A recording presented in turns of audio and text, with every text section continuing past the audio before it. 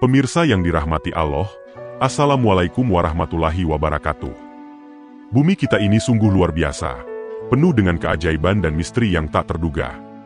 Daratan yang luas dan samudra yang tak terbatas menjadi saksi bisu atas rahasia-rahasia yang tersembunyi di dalamnya. Bahkan ketika penjelajahan telah mencapai titik tertinggi, masih ada bagian-bagian yang belum tersentuh, tempat-tempat yang menyimpan misteri dan keajaiban yang belum pernah terungkap.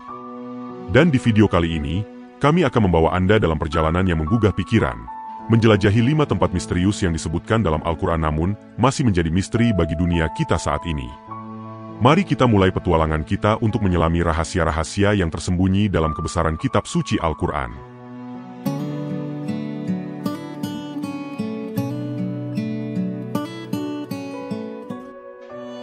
Wow, betapa mengagumkannya kebesaran bumi kita. Dengan luasnya sekitar 500 juta kilometer persegi, dan 70%-nya adalah lautan yang mempesona, bumi kita sungguh menyimpan kekayaan yang belum terungkap sepenuhnya. Meskipun manusia telah menjelajahi hingga 90% daratan, namun lautan masih menyimpan misteri yang belum terpecahkan, dengan eksplorasi yang baru mencapai 57,8% saja. Menarik untuk dipertanyakan, apakah tempat-tempat yang belum tersentuh ini termasuk dalam daftar tempat misterius yang disebutkan dalam Al-Quran dan hadis? Salah satu misteri yang paling menonjol adalah Dajjal, yang disebutkan dalam Al-Quran dan hadis sebagai salah satu dari 10 tanda kiamat kubrah. Kehadirannya dipercaya sebagai tanda kehancuran besar bagi dunia. Dijelaskan bahwa Dajjal dipenjarakan oleh Allah di sebuah pulau misterius, dijaga oleh makhluk yang bisa berbicara yang dikenal sebagai Al-Jassasah. Meskipun hadis Nabi Shallallahu Alaihi Wasallam mengungkapkan keberadaan pulau ini, namun lokasinya tidak dijelaskan secara pasti. Rasulullah hanya menunjukkan arahnya, bahwa Dajjal akan muncul dari perkampungan Yahudi Asbahan, bersama dengan 70.000 orang Yahudi. Maka, pulau misterius tempat Dajjal dipenjarakan tetap menjadi salah satu misteri yang menantang untuk dipecahkan. Ini memang membuka sejumlah spekulasi menarik. Pulau tempat Dajjal dikurung merupakan misteri yang belum terpecahkan, dengan beberapa spekulasi mengemuka tentang lokasinya. Salah satu teori yang populer adalah bahwa pulau tersebut mungkin berada tidak jauh dari wilayah Khurasan, dengan beberapa klaim mengaitkannya dengan Pulau Sokotra.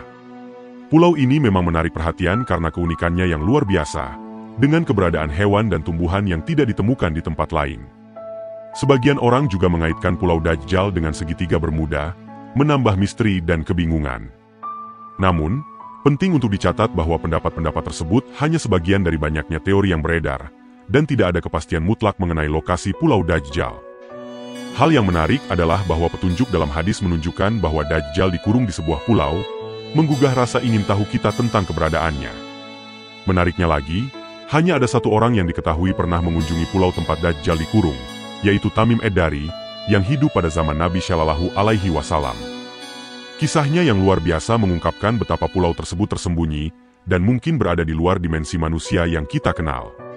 Maka tidaklah mengherankan bahwa pulau ini tidak dapat ditemukan oleh manusia biasa. Selain itu, ada juga informasi menarik tentang Ainul Hahayat, sebuah telaga atau tempat yang diyakini memiliki mata air yang memberikan keabadian bagi siapapun yang meminumnya, kecuali jika seseorang memohon kepada Allah Subhanahu wa Ta'ala untuk diambil kembali nyawanya hingga hari kiamat. Ini adalah petunjuk yang menggugah pikiran tentang keajaiban alam dan kebesaran Allah Subhanahu wa Ta'ala. Kisah Ainul Hayat ini memang sangat menarik dan berkait erat dengan 2 tokoh penting dalam sejarah, yaitu Raja Zulkarnain dan penasihatnya, Nabiullah Khidir Alaihissalam. Menurut riwayat yang disampaikan oleh As-Salabi dari Imam Ali, suatu hari Raja Zulkarnain bertanya kepada malaikat tentang ibadah para malaikat kepada Allah Sang Pencipta.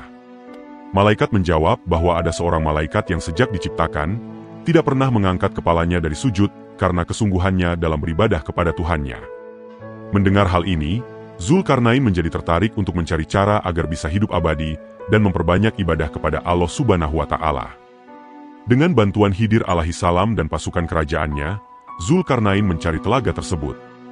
Akhirnya, mereka menemukannya di tempat terbit matahari. Tempat itu digambarkan sebagai tempat yang gelap, bukan karena malam, melainkan karena diselimuti oleh semacam asap atau kabut tebal. Namun, ironisnya, hanya Khidir Alaihissalam yang diperbolehkan minum air dari telaga itu, sementara Zulkarnain tidak. Hal ini menyebabkan perbedaan pendapat di kalangan ulama, Ada yang berpendapat bahwa Khidir alaihissalam masih hidup sampai hari ini, sementara yang lain berpendapat bahwa beliau telah wafat. Kisah ini menunjukkan betapa pentingnya pencarian keabadian bagi manusia, serta memperlihatkan kebijaksanaan dan kedalaman spiritual Khidir alaihissalam. Namun, hikmah sejati dari kisah ini mungkin lebih dari sekadar kehidupan abadi, melainkan tentang ketulusan hati dalam beribadah dan keberkahan yang dapat ditemukan dalam pengabdian kepada Allah Subhanahu wa Ta'ala. Kisah tentang pencarian mata air keabadian, atau Ainul Hayat, juga terkait dengan tokoh bernama Juan Ponce de Leon yang diutus oleh Raja Ferdinand. Ponce de Leon ditugaskan untuk memimpin ekspedisi mencari mata air tersebut, tetapi sayangnya, misi tersebut tidak pernah berhasil. Sampai akhir hayatnya, Ponce de Leon tidak menemukan mata air itu dan meninggal karena serangan dari suku pedalaman di India. Hal ini menegaskan bahwa tempat tersebut masih menjadi misteri hingga hari ini. Bayangkan betapa berbedanya dunia jika mata air keabadian itu benar-benar ditemukan. Manusia dari seluruh penjuru dunia pasti akan mencarinya untuk memperoleh kehidupan abadi. Namun, pesan yang tersirat di sini adalah bahwa Allah Subhanahu wa Ta'ala memberikan apa yang kita butuhkan, bukan hanya apa yang kita inginkan. Tembok Yajuj dan Majuj yang disebutkan dalam Al-Quran, Surat Al-Kahfi, dan beberapa hadis syahih. Tembok besi ini dibangun oleh Raja Zulkarnain dengan tujuan untuk menahan kedua suku tersebut, yang dikenal karena kekejaman dan pengrusakan mereka. Tembok ini diprediksi akan runtuh saat dunia mendekati hari kiamat, dan suku Yajuj dan Majuj akan menyebar dan melakukan kehancuran di seluruh dunia. Jumlah suku ini, menurut riwayat, sangatlah besar. Bahkan jika satu manusia dihitung, jumlahnya mencapai 999. Ini menunjukkan betapa besar dan kuatnya kekuatan yang akan dibebaskan saat tembok itu runtuh, memberikan gambaran tentang kebesaran dan kekuatan Allah Subhanahu wa Ta'ala. Sungguh mengesankan betapa banyaknya penduduk bumi ini pada tahun 2024, mencapai 8,288 miliar. Bayangkan, jika jumlah suku Yajuj dan Majuj benar-benar sebanyak itu, tentu bumi akan sangat padat dan penuh sesak jika mereka semua keluar. Hal ini membuat kita bertanya-tanya, di mana mungkin mereka bisa bermukim, mengingat jumlah mereka yang sangat besar. Sangatlah tidak mungkin mereka hanya berada di sebuah pulau. Dibutuhkan setidaknya sebuah benua yang luas untuk menampung jumlah mereka.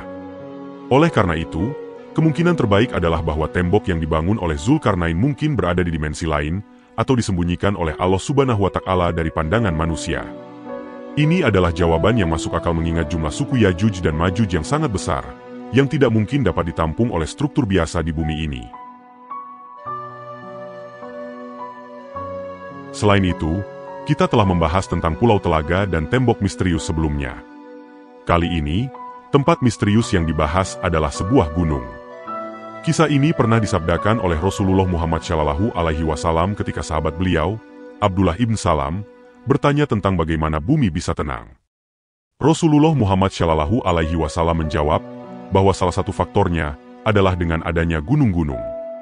Abdullah ibn Salam kemudian bertanya lagi tentang bagaimana gunung-gunung tersebut bisa dikokohkan. Dan Rasulullah Muhammad SAW menjelaskan bahwa salah satu gunung yang memiliki peran penting adalah Gunung Qaf yang terbuat dari batu zamrud hijau dan langit-langit yang biru.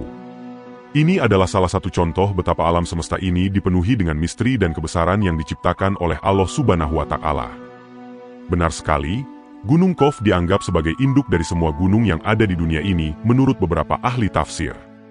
Keberadaan Gunung Qaf ini menjadi salah satu misteri yang menarik, dengan beragam pendapat mengenai lokasinya.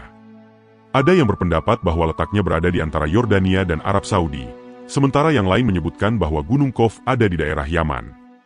Bahkan ada juga yang menghubungkannya dengan daerah dekat tembok Yajuj dan Majuj, sebelum Persia.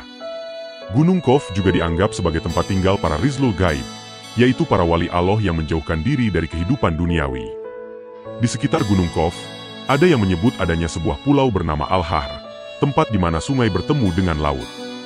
Pulau ini konon dihuni oleh Nabi Khidir Aslaisa, sosok yang dikenal sebagai hamba Allah yang bijaksana. Namun, lokasi persisnya dari Gunung Qaf dan Pulau Al-Har ini tetap menjadi misteri yang belum terpecahkan dan mungkin tidak akan pernah terpecahkan.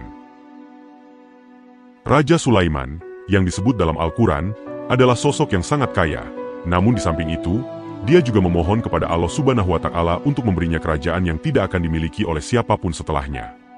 Ini adalah salah satu contoh dari kebesaran dan kedermawanan yang terkandung dalam Al-Quran, menunjukkan betapa pentingnya kesederhanaan dan kebijaksanaan dalam hidup.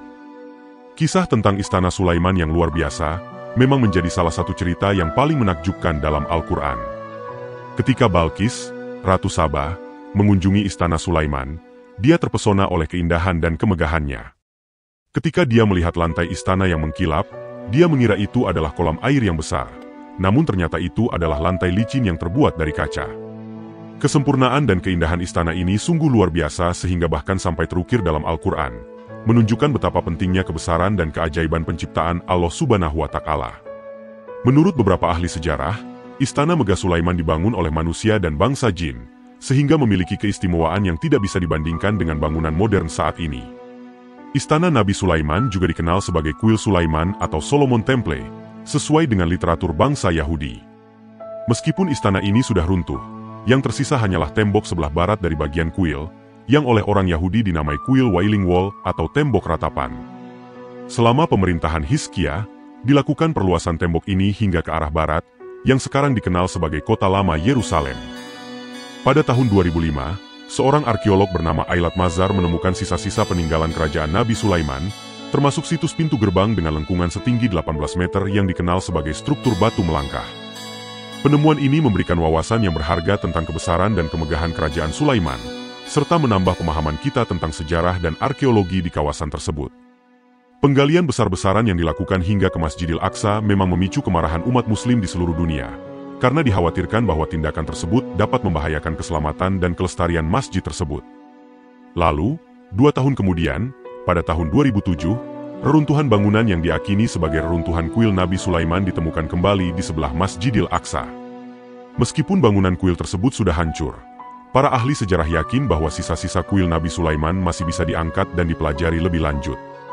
Penemuan ini juga melibatkan berbagai artefak seperti keramik dan perabotan yang terkubur selama ribuan tahun, memberikan wawasan penting tentang peradaban dan kemajuan yang telah dicapai manusia pada masa Nabi Sulaiman dan Nabi Daud alaihi salam. Namun, perlu dicatat bahwa kuil atau istana Nabi Sulaiman memiliki makna simbolis yang sangat penting bagi umat Yahudi, karena merupakan lambang kekuatan dan sekaligus pengakuan atas sejarah dan keberadaan bangsa mereka.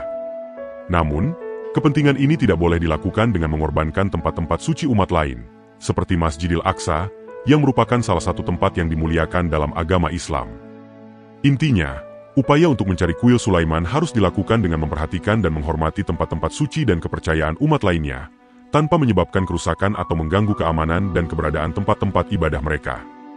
Hal ini penting untuk menjaga kerukunan dan kedamaian antar umat beragama, serta menghormati nilai-nilai keberagaman dalam masyarakat global yang semakin terhubung ini. Terima kasih telah mengikuti kisah-kisah seru ini. Semoga kisah tentang 5 tempat misterius dalam Al-Quran yang belum ditemukan memberikan wawasan dan inspirasi yang berharga bagi kita semua. Jika ada kesalahan atau kekurangan dalam penceritaan ini, saya memohon maaf yang sebesar-besarnya, karena kesempurnaan hanya milik Allah Subhanahu wa Ta'ala. Wallahu alam bisyawab, teruslah semangat dalam beribadah dan jangan lelah berbuat kebajikan. Akhir halam, wassalamualaikum warahmatullahi wabarakatuh.